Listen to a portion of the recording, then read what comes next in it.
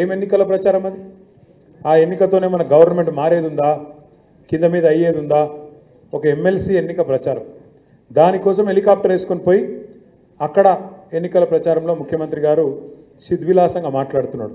ఈ ఎలక్షన్ గెలిస్తేంది పోతేంది అని చెప్పి అక్కడ మాట్లాడుతున్నాడు. అంటే వెనుకటికి రోమ్ నగరంలో, రోమన్ సామ్రాజ్యంలో ఒక చక్రవర్తి ఉన్నానట, ఆయన పేరు నీరో. రోమ్ నగరం అంటుకొని తగలబడిపోతుంటే ఆయన మాత్రం ఫిడేల్ వాయించుకుంటూ కూర్చున్నాడట. రేవంత్ రెడ్డి గారి కథ కూడా గట్లే ఉన్నది.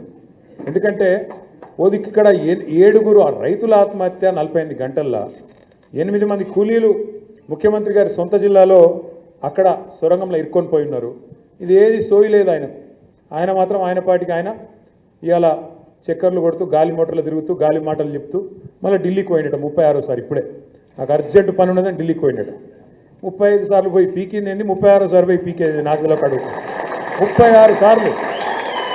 నేను నాకు కోపంతో చెప్తలేను, కేవలం మీరు ఆలోచించమని కోరుతున్నాను. 35-36 సార్లు పోయి కనీసం మంత్రివర్గ విస్తరణ కూడా చేసుకోలేకపోతున్నాడు.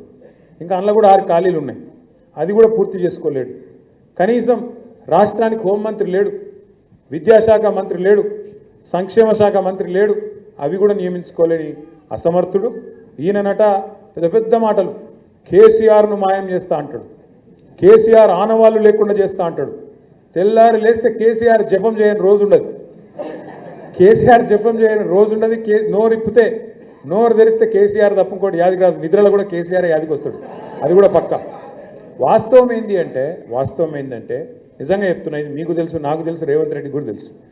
వాస్తవం ఏంటంటే నిజానికి రేవంత్ రెడ్డి గారు కూడా ఎలక్షన్లకు ముందు, అసెంబ్లీ ఎలక్షన్ల ముందు వాళ్ళ దగ్గర దోస్తులకు చాలామందికి చెప్పుకున్నాడు, ఈసారి మనం గెలుస్తలేము, మనకు 40 సీట్ల దాకా వస్తాయి, ఈసారి ప్రతిపక్షంలో ఉండాలి, గట్టిగా కొట్లాడాలి, కేసీఆర్ ఉన్న రోజులు మనం గెలవం, అటంక చూసుకుందాం వచ్చే 5 ఏళ్ళకని చెప్పుకున్నాడు అందరికీ.